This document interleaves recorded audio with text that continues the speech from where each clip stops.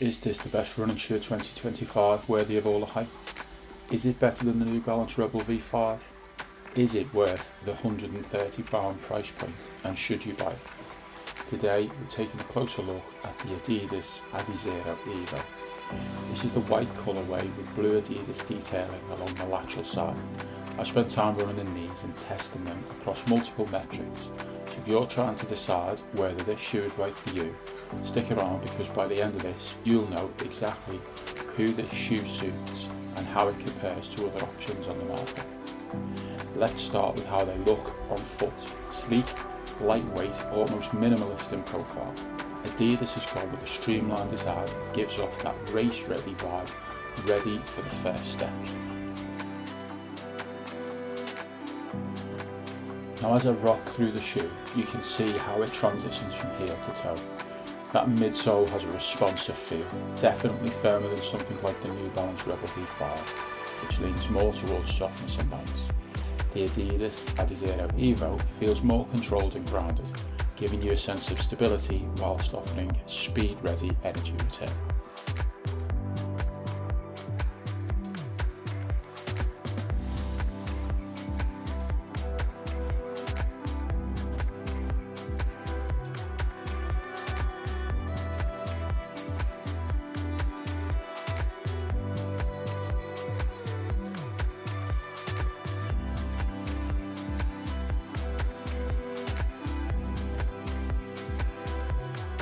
On heel strike, there's a noticeable firmness. It doesn't bottom out, but you're getting a snappy rebound rather than a cushy landing. Midfoot strike. On midfoot impact, the shoe comes alive. This is clearly where the geometry is designed to excel. The response is fast and efficient, perfect for tempo work or lightweight daily training. Toe strike. Up front, the toe off feels punchy.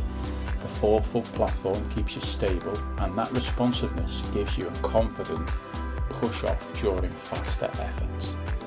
Comfort and fit. On foot, I personally found the shoe very comfortable overall.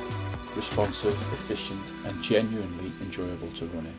I completely understand why this model has been so popular. However, I did find the midfoot to be just a touch on the snug side. I don't normally need a wide fit, but I could feel a slight squeeze through the middle. This seems to be a fairly typical Adidas fit, as even some of their casual trainers have that slightly narrower midfoot wrap. If you've got a wider foot but you prefer a roomier lockdown, it's worth considering. Compared to something like the New Balance Rebel V5, this is definitely firmer and more structured, but that also makes it more versatile. I consider this a more well-rounded option. It can handle daily training, faster runs, and even race pace efforts without feeling out of its depth.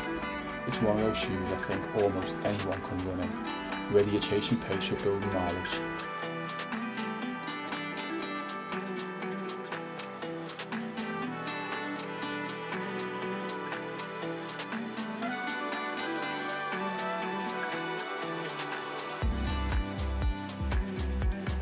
In the bounce test, the heel rebounds with a firm but snappy response. Again, not plush but energetic. Up in the forefoot, the rebound is quicker and slightly more pronounced, reinforcing that this shoe wants you moving forward efficiently and quickly. Breathability wise, the mesh upper does a solid job. You can see here during the airflow test just how well ventilation passes through the upper. This keeps the shoe cool during longer sessions and helps avoid overheating around the forefoot. Overall, the Adidas Adizero Evo delivers a lightweight, responsive and efficient ride with strong breathability and a stable midfoot transition. Firmer than some of its competitors, but that's what gives it speed readiness and all-round versatility. If you're after a shoe that sits comfortably between daily trainer and tempo weapon, this is one to seriously consider. Just make sure that fit works for your foot shape.